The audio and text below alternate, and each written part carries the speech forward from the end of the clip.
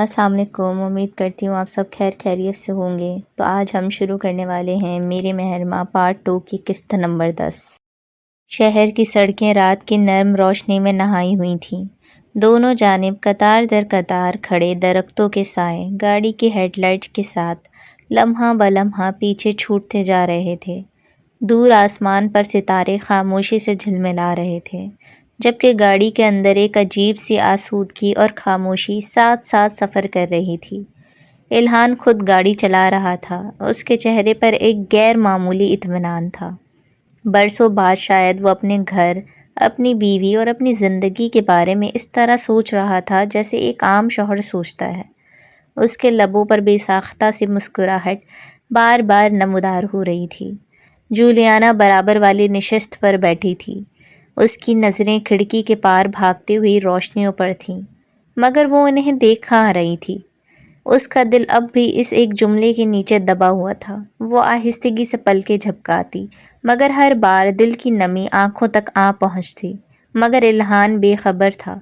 تم جانتی ہو، اس نے خاموشی توڑی، آج بہت عرصے بعد مجھے ایسا لگ رہا ہے جیسے ہم واقعی ایک خاندان ہیں۔ جولیانا نے گردن موڑ کر اس کی طرف دیکھا اور بمشکل مسکرا دی۔ ہم ہیں بھی تو۔ الہان نے اس بات میں سر ہلایا۔ اور اب امید ہمارے خاندان کا حصہ بن جائے گی۔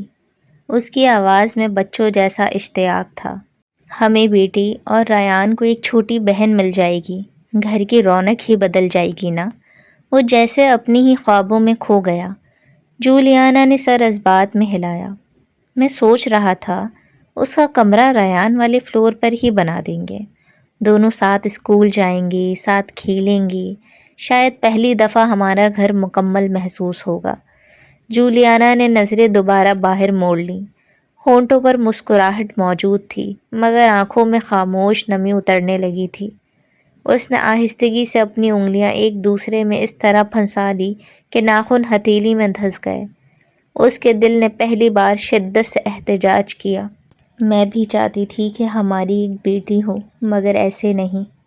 مگر وہ احتجاج صرف دل تک محدود رہا۔ لب خاموش رہے۔ محبت میں عورت اکثر اپنی خواہشوں کا تذکرہ نہیں کرتی، بس انہیں دل کی گہرائیوں میں دفن کر کے جینا سیکھ لیتی ہے۔ الہان اب بھی مسلسل بولے جا رہا تھا۔ ریان کی بھی برسوں سے یہی خواہش ہے۔ آج اگر اسے یہ خبر دوں گا تو خوشی سے پاگل ہو جائے گا۔ وہ ہلکا سا ہنسا۔ اور تم؟ اس نے ایک لمحے کو اس کی طرف دیکھتے ہوئے کہا۔ مجھے معلوم ہے تم امید کا بہت خیال رکھو گی۔ وہ تمہارے ساتھ بہت محفوظ رہے گی۔ جولیانا نے فوراً سر ہلا دیا۔ انشاءاللہ۔ بس یہی دو لفظ ادا ہو سکے۔ اس سے زیادہ بولتی تو شاید آواز لرز جاتی۔ گاڑی ایک سگنل پر آ کر رک گئی۔ سرخ بتی کی روشنی چند لمحوں کے لیے گاڑی کے اندر پھیل گئی۔ جولیانا نے چپکے سے اپنا چہرہ دوسری طرف موڑ لیا۔ اس کی پلک کے کنارے پر ٹھہرا ایک ننھا سا آنسو خاموشی سے رخسار پر پھسل آیا۔ اس سے پہلے کہ الہان دیکھ لیتا، اس نے فوراً انگلی سے اسے مٹا دیا۔ اگلے ہی لمحے سگنل سبز ہوا اور گاڑی دوبارہ چل پڑی۔ کچھ فاصلے کے بعد الہان نے بے اختیار اپنا بایاں ہاتھ اس کی طرف بڑھایا۔ ویسے، اس نے مسکراتے ہوئے کہا، آج تم واقعی بہت خوبصورت لگ رہی تھیں۔ جولیانا چونکی۔ وہ دھیرے سے اس کی طرف مڑی۔ الہان نے پہلی مرتبہ کسی جھجک کے بغیر اس کا ہاتھ اپنے ہاتھ میں لے لیا۔ اس کی گرفت مضبوط نہیں تھی، مگر برسوں کی دوری سمیٹ لینے کے لیے کافی تھی۔ یہ لمس، یہ قربت، اس نے بے اختیار اپنی انگلیاں بھی اس کی انگلیوں میں سمیٹ دیں۔ محبت کبھی کبھی انسان کو دو متضاد احساسات ایک ہی سانس میں جینے پر مجبور کر دیتی ہے۔ چند ہی لمحوں بعد گاڑی ان کے گھر کے مرکزی دروازے کے سامنے آ کر رک گئی۔ الہان مسکراتے ہوئے باہر نکلا، پھر خلاف توقع جولیانا کے لیے دروازہ کھولا۔ آئیے مسز الہان اورنگزیب، اس نے ہلکے سے جھک کر شرارت آمیز انداز میں کہا۔ جولیانا بے اختیار مسکرائی، مگر اس ہنسی کے پیچھے چھپا درد صرف وہ جانتی تھی۔ حویلی جو چند گھنٹے پہلے بچوں کی ہنسی سے آباد تھی، اب کسی ماتم کدے کا منظر پیش کر رہی تھی۔ ہر راہداری میں دوڑتے قدموں کی چاپ گونج رہی تھی، ہر چہرے پر خوف، بے بسی اور اضطراب ایک ساتھ اتر آیا تھا۔ دل آویز کی حالت ایسی تھی جیسے کسی نے اس کے وجود سے روح کھینچ لی ہو۔ وہ کبھی آئلہ کے خالی بستر کے پاس جا کھڑی ہوتی، کبھی اس کا ننھا تکیہ سینے سے لگا لیتی، پھر اگلے ہی لمحے بے اختیار دروازے کی طرف دوڑ جاتی۔ آئلہ! اس کی ٹوٹی ہوئی آواز ہر بار خالی دیواروں سے ٹکرا کر واپس لوٹ آتی۔ میر خلیل اپنی بیماری کے باوجود بستر پر ٹھہر نہ سکے۔ جلالی اور 2 ملازم انہیں بار بار سہارا دے کر بیٹھنے کا کہتے، مگر وہ ہر چند لمحوں بعد اٹھنے کی کوشش کرتے۔ مجھے باہر لے چلو، ان کی آواز لرز رہی تھی۔ میری بچی، میری پوتی کہاں ہے؟ جلالی نے نظریں جھکا لیں، اس کے پاس کوئی جواب نہیں تھا۔ اسی دوران حویلی کا مرکزی صحن پولیس کی گاڑیوں، محافظوں اور تیز روشنیوں سے بھر چکا تھا۔ ہر آنے جانے والے سے پوچھ گچھ ہو رہی تھی۔ پچھلے دروازے سے لے کر بیرونی دیوار تک ہر انچ کی تصویریں لی جا رہی تھیں۔ زمین پر پڑے جوتوں کے نشانات تک محفوظ کیے جا رہے تھے۔ پولیس محافظوں سے الگ الگ پوچھ گچھ کر رہی تھی تاکہ کسی کے بیان میں معمولی سا تضاد بھی نظر آئے تو فوراً پکڑا جا سکے۔ جلالی ایک لمحہ بھی رکا نہیں۔ پچھلے 3 گھنٹوں میں گاؤں سے باہر جانے والی ہر گاڑی کی تفصیل چاہیے، اس نے سخت لہجے میں کہا۔ ہائی وے، ٹول پلازا، پیٹرول پمپ، نجی کیمرے، ایک بھی فوٹیج چھوٹنی نہیں چاہیے۔ جی، ایک افسر فوراً فون ملانے لگا۔ دوسرے نے کریم کی حالیہ تصویر تمام اضلاع کو بھیج دی۔ چند ہی منٹوں میں تصویر پولیس، موٹر وے، ہائی وے، پیٹرول اور ضلع بھر کے ناکوں تک پہنچ چکی تھی۔ دوسری طرف میر راحل کی گاڑی ہوائی اڈے سے نکل چکی تھی۔ اسٹیئرنگ مائیکل سنبھالے ہوئے تھا۔ رفتار اتنی تیز تھی کہ سڑک کے کنارے روشنیاں مسلسل دھندلی لکیروں میں بدلتی جا رہی تھی۔ میر راحل خاموش بیٹھا تھا، خاموش مگر صرف باہر سے۔ اس کے اندر جیسے سینکڑوں آتش فشاں ایک ساتھ پھٹ رہے تھے۔ اس کے ہاتھ میں فون مسلسل بج رہا تھا۔ ایک کال ختم ہوتی تو دوسری آ جاتی۔ تمام نجی اسپتالوں کو اطلاع دے دو، بس اڈے چیک کرو، ریلوے اسٹیشن پر تصویر بھیج دو، ضلع چھوڑنے والی ہر سڑک بند ہونی چاہیے۔ اس کی آواز میں ایسی سختی تھی کہ دوسری طرف موجود ہر شخص صرف جی سر کہہ کر حکم پر عمل شروع کر دیتا۔ مائیکل نے بھی اپنے فون پر ایک کے بعد ایک نمبرز ملانے شروع کر دیے۔ شفیق، جس نیٹ ورک سے بھی رابطہ ہے سب کو اطلاع دو۔ کریم زندہ چاہیے، مگر بچی کو ایک خراش بھی نہیں آنی چاہیے۔ چند لمحے خاموشی سے دوسری طرف کی بات سنتا رہا، پھر بولا، جو بھی اطلاع ملے براہ راست مجھے دو۔ درمیان میں کوئی تیسرا آدمی شامل نہیں ہوگا۔ فون بند ہوتے ہی دوسرا نمبر ملا دیا۔ عارف، شہر سے نکلنے والے تمام پرانے راستے بھی چیک کرو۔ اگر وہ پولیس سے بچنا چاہے گا تو مرکزی شاہراہ استعمال نہیں کرے گا۔ میر راحل نے پہلی بار سر اٹھایا۔ وہ عقل سے پیدل نہیں ہے، اس نے خشک لہجے میں کہا۔ وہ جانتا ہے کہ سب سے پہلے ناکے بند ہوں گے۔ مائیکل نے اس بات میں سر ہلایا۔ اسی لیے میں نے کچے راستے بھی چیک کروانے شروع کر دیے ہیں۔ ایک لمحے بعد اس نے مزید کہا، اور اگر اس نے فون استعمال کیا۔ اس نے جملہ مکمل نہیں کیا۔ میر راحل خود سمجھ گیا، لوکیشن مل جائے گی۔ ہر گزرتا منٹ اہم تھا، کیونکہ اغوا کے ابتدائی چند گھنٹے ہی وہ وقت ہوتے ہیں جن میں بچہ بحفاظت ملنے کے امکانات سب سے زیادہ ہوتے ہیں۔ بعض جنگیں میدانوں میں نہیں لڑی جاتی، وہ دلوں کے اندر برپا ہوتی ہیں۔ ایک طرف خوف تھا، دوسری طرف امید، اور ان دونوں کے درمیان میر راحل کھڑا تھا، ایک باپ جو اپنی بیٹی کو صحیح سلامت واپس لانے کے لیے موت کے پلسرات پر بھی چلنے کو تیار تھا۔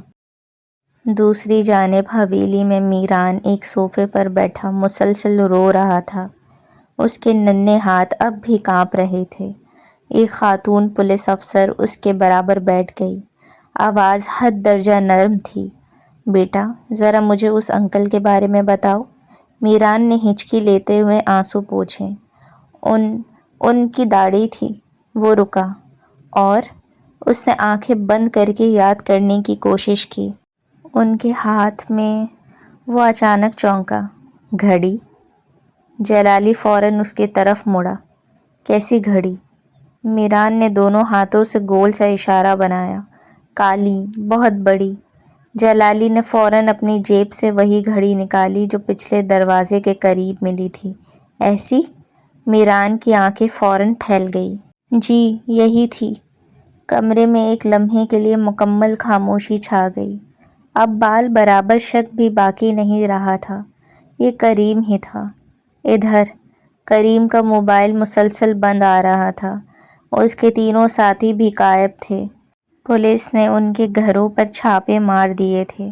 قریبی رشتہ داروں سے پوچھ گچھ شروع ہو چکی تھی۔ ان کے بینک اکاؤنٹس، حالیہ لین دین اور موبائل ریکارڈ تک نکلوانے کا عمل شروع ہو گیا تھا۔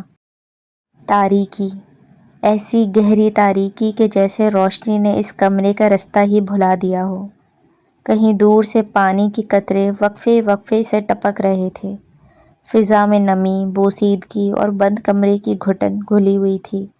چھت پر لگا پرانا پنکھا مدھم رفتار سے گھوم رہا تھا۔ ہر چکر کے ساتھ اس کے زنگ آلود پرزوں سے چرچراہٹ کی ایک باریک سی آواز اٹھتی، پھر خاموشی دوبارہ پورے کمرے پر قابض ہو جاتی۔ اسی خاموشی میں ایک ننھے سے وجود نے ہلکی سی کروٹ بدلی۔ آئلہ کی پلکیں لرزیں۔ سر ایسے بھاری تھا جیسے کسی نے پتھر رکھ دیا ہو۔ اس نے آہستہ آہستہ آنکھیں کھولنے کی کوشش کی، مگر ہر چیز دھندلی تھی۔ چھت، دیوار، سائے، کچھ بھی واضح نہیں تھا۔ وہ چند لمحے یوں ہی لیٹی رہی، پھر اچانک اسے کچھ یاد آیا۔ رات، اپنا کمرہ، زوردار آواز اور ایک اجنبی آدمی، اور پھر ناک پر رکھا گیا وہ عجیب سا کپڑا۔ اس کا ننھا سا جسم یکدم جھٹکے سے سیدھا ہو کر بیٹھ گیا۔ اس نے گھبرا کر ادھر ادھر دیکھا۔ مما؟ اس کی باریک سی آواز بند دیواروں سے ٹکرا کر واپس لوٹ آئی۔ کوئی جواب نہیں۔ اس کی سانسیں تیز ہونے لگیں۔ بابا! اس بار آواز پہلے سے زیادہ کانپ رہی تھی۔ پھر بھی خاموشی۔ اس کی آنکھوں میں آنسو بھرنے لگے۔ بھائی! وہ سسکی۔ میران بھائی! کمرہ بس دور خاموش تھا۔ اب اس کا دل زور زور سے دھڑکنے لگا۔ وہ اٹھ کر بیٹھ گئی، پھر اٹھ کر ننھے قدموں سے دروازے تک پہنچی۔ ہینڈل پوری طاقت سے کھینچا، دروازہ نہ کھلا۔ دوبارہ کھینچا، مگر دروازہ اپنی جگہ ساکت کھڑا رہا۔ اب اس کی ہمت جواب دینے لگی۔ مما! اس بار وہ چیخ پڑی۔ اسی لمحے باہر سے قدموں کی مدھم آواز سنائی دی۔ وہ فوراً خاموش ہو گیا۔ دروازے کے اس پار دو آدمیوں کی دھیمی گفتگو گونجی۔ ہوش آ گیا لگتا ہے۔ رونے دو، دوسری آواز بے رحمی سے ہنسی۔ 2 گھنٹے میں خود ہی خاموش ہو جائے گی۔ آئلہ نے دونوں ہاتھ اپنے منہ پر رکھ لیے تاکہ اس کی سسکیاں باہر نہ جائیں۔ اس کا ننھا سا وجود خوف سے کانپ رہا تھا۔ پھر اچانک ایک تیسری آواز سنائی دی، بھاری، سخت اور نفرت سے بھری ہوئی۔ جتنا اس کے ماں باپ نے رلایا ہے، ابھی تو اس آنسو کا 1% بھی وصول نہیں کیا۔ چند لمحوں کے لیے مکمل خاموشی چھا گئی، پھر وہی آواز دوبارہ آئی، فی الحال ہمیں صرف اسے زندہ رکھنا ہے، باقی حساب اس کے باپ سے لینا ہے۔ آئلہ یہ الفاظ نہیں سمجھ سکی، مگر لہجہ وہ ضرور سمجھ گئی۔ اس نے گھٹنوں کو اپنے سینے سے لگا لیا، چہرہ دونوں بازوؤں میں چھپا لیا اور آہستہ آہستہ رونے لگی۔ اسے صرف ایک ہی بات معلوم تھی، وہ اپنے گھر میں نہیں تھی، اور اس لمحے اسے دل آویز کی گود شدت سے یاد آ رہی تھی۔ صبح کی پہلی کرن ابھی پوری طرح افق پر نہیں ابھری تھی۔ دھند کی باریک تہہ گاؤں کی سنسان سڑکوں پر بچھی ہوئی تھی۔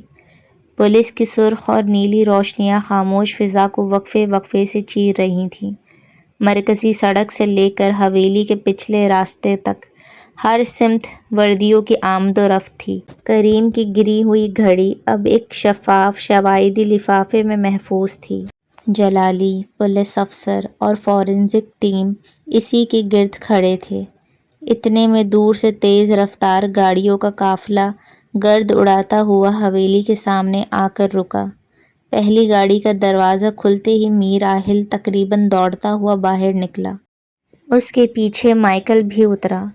میر راحل نے کسی سے کوئی سوال نہیں کیا۔ اس کی نظریں صرف حویلی کے مرکزی دروازے پر تھیں۔ وہ لمبے قدموں سے اندر داخل ہوا۔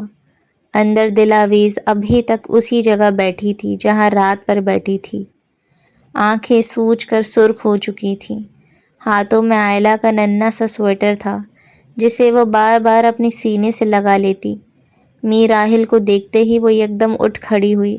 آہل، بس ایک لفظ اور اگلے ہی لمحے وہ اس کے سینے سے لگ کر پھوٹ پھوٹ کر رونے لگی۔ میں اس کی حفاظت نہیں کر سکی۔ میر راحل نے مضبوطی سے اسے تھام لیا۔ اس کی اپنی آنکھیں بھی نم تھیں مگر آواز حیرت انگیز طور پر مضبوط تھی۔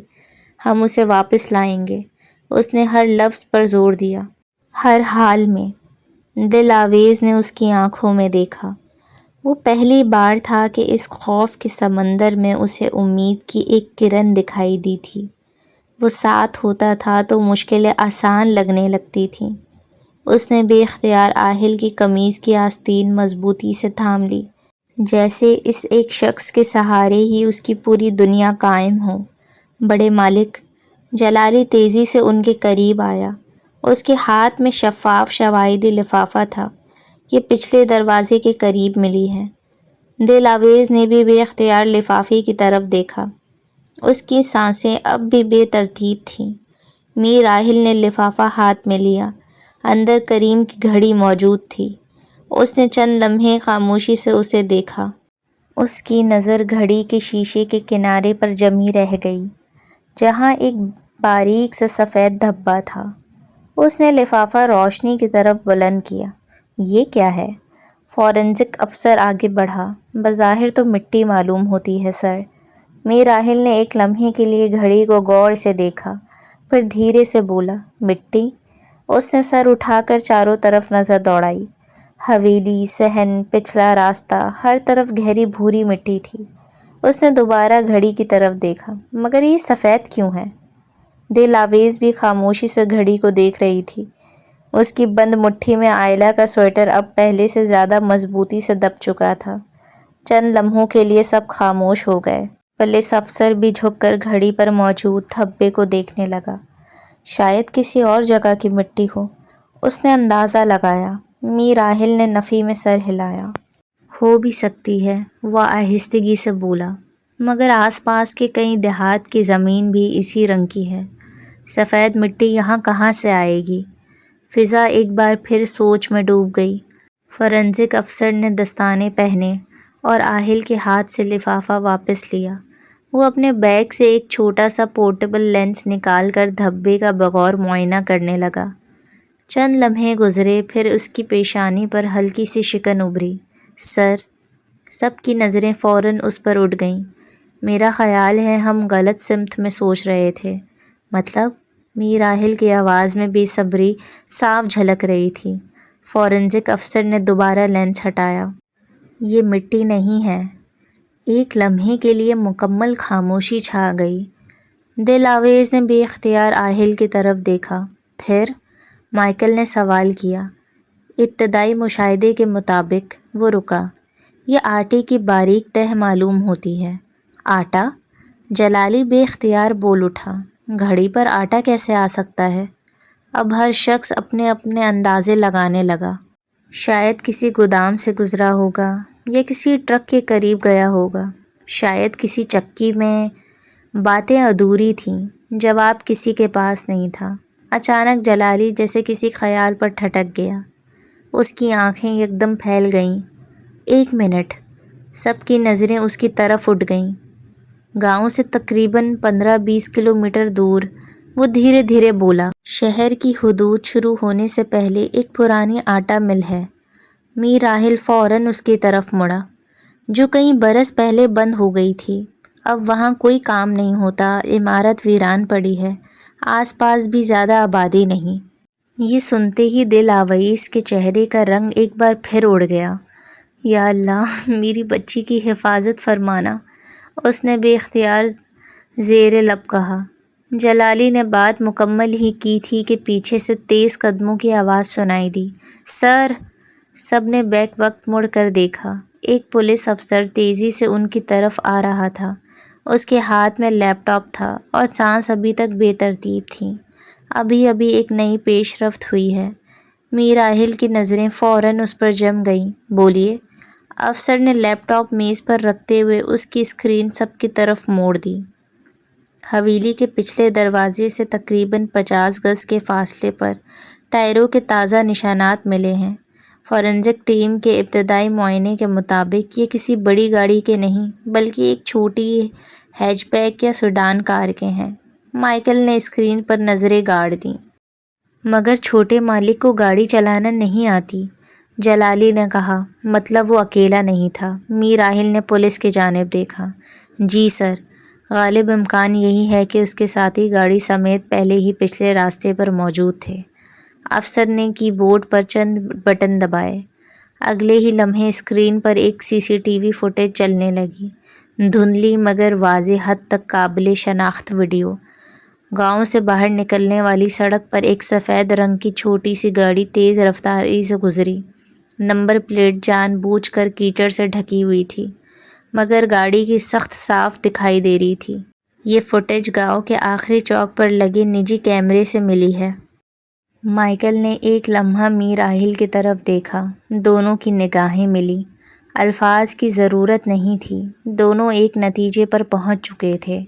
ویران جگہ، لوگوں کی آمد و رفت نہ ہونے کے برابر اور گھڑی پر آٹے کے ذرات۔ میر راحل کی آنکھوں میں ایک خطرناک سی چمک ابھری۔ تمام فورسز کو اطلاع دو۔ اس کی آواز اب پہلے سے کہیں زیادہ مضبوط تھی۔ مگر کوئی ہنگامہ نہیں ہوگا، اس نے پولیس افسر کی آنکھوں میں دیکھتے ہوئے کہا۔ اگر کریم واقعی وہاں ہے تو اسے ذرا بھی شک نہیں ہونا چاہیے کہ ہم اس تک پہنچ چکے ہیں۔ 2 ٹیمیں پچھلے راستے سے جائیں گی، ایک مرکزی سڑک سے۔ مائیکل نے فوراً بات آگے بڑھائی۔ اور کوئی بھی فائرنگ اس وقت تک نہیں کرے گا جب تک عائلہ مکمل طور پر محفوظ نہ ہو جائے۔ پولیس افسر نے فوراً وائرلیس اٹھایا۔ تمام یونٹس الرٹ۔ چند ہی لمحوں میں گاڑیوں کے انجن دوبارہ گرجنے لگے۔ میر راحل تیز قدموں سے باہر بڑھا ہی تھا کہ اچانک دل آویز نے اس کا ہاتھ تھام لیا۔ اس کی انگلیاں بری طرح کانپ رہی تھیں۔ آہل! اس کی آواز آنسوؤں میں بھیگی ہوئی تھی۔ پلیز مجھے بھی اپنے ساتھ لے چلیں، میں اپنی بیٹی کے بغیر ایک لمحہ بھی یہاں نہیں رہ سکتی۔ میر راحل رک گیا۔ اس نے چند لمحے خاموشی سے اس کی بھیگی ہوئی آنکھوں میں دیکھا، پھر نہایت نرمی سے اس کے دونوں ہاتھ اپنے ہاتھوں میں لے لیے۔ نہیں دلاویز، اس کی آواز مضبوط ضرور تھی مگر اس میں بے پناہ شفقت بھی شامل تھی۔ وہاں جانا تمہارے لیے محفوظ نہیں ہے۔ اس نے ایک نظر میر خلیل کی طرف ڈالی، جو دور لاٹھی کے سہارے بمشکل کھڑے بے چینی سے سب کچھ دیکھ رہے تھے۔ چاچو کو بھی اس وقت تمہاری ضرورت ہے۔ دل آویز کی پلکوں سے ایک اور آنسو ڈھلک پڑا۔ مگر میری بیٹی۔ میر راحل نے اس کے ماتھے پر نہایت شفقت سے ہاتھ رکھا۔ مجھ پر یقین رکھو۔ اس کی آواز میں ایسا یقین تھا جو خود اس کے اندر جلتی ہوئی بے چینی پر غالب آ رہا تھا۔ انشاءاللہ میں اپنی بیٹی کو صحیح سلامت واپس لے کر آؤں گا۔ دل آویز نے لب بھینچ لیے۔ وہ پہلے بھی ایک بار اپنے بیٹے کی جدائی کا زہر پی چکی تھی۔ اس ایک ثانیہ نے اس کی روح تک کو زخمی کر دیا تھا۔ اب اگر تقدیر پھر سے اس کی اولاد کو آزمائش بنا کر سامنے لاتی تو شاید اس کے اندر سانس لینے کی بھی سکت نہ بچتی۔ آنکھوں میں آنسو اب بھی تھے مگر اس نے خاموشی سے سر ہلا دیا۔ میر راحل نے آخری بار اس کی طرف دیکھا، پھر مڑا اور مائیکل کے ساتھ تیز قدموں سے باہر نکل گیا۔ چند ہی لمحوں بعد پولیس کا بھاری دستہ بند پڑی آٹا مل کی سمت روانہ ہو چکا تھا۔ چلے جی، تو یہاں میرے محرمہ پارٹ 2 کی قسط نمبر 10 مکمل ہوتی ہے، اور امید کرتی ہوں آپ کو ناول پسند آ رہا ہوگا۔ پلیز ساتھ ساتھ اپنے ریویوز بھی کامنٹ سیکشن میں ڈراپ کرتے رہیں تاکہ میں ہر آنے والے ایپیسوڈ میں مزید بہتری کر سکوں، کیونکہ میں میری محرمہ ساتھ ساتھ لکھ رہی ہوں، ایسا نہیں ہے کہ میں نے پوری کہانی لکھ لی ہو۔ تو دیکھتے ہیں آگے کیا ہوتا ہے۔ مجھے ٹو بی ویری ہانسٹ مجھے خود بھی نہیں پتا آگے میں اور کیا لکھنے والی ہوں، کیا ٹوسٹ اینڈ ٹرنز آنے والے ہیں۔ باقی کامنٹ سیکشن میں مجھے لازمی بتائیں کہ آپ کو سیڈ اینڈنگ پسند ہے یا ہیپی اینڈنگ۔ میں تو پرسنلی میرے تو موڈ پہ ڈپینڈ کرتا ہے. جب میں بہت خوش ہوتی ہوں تو میں ہیپی اینڈنگ کر دیتی ہوں ناول کی، اور جب میں تھوڑی سی اداس ہوتی ہوں تو پھر میں سیڈ اینڈنگ کر دیتی ہوں.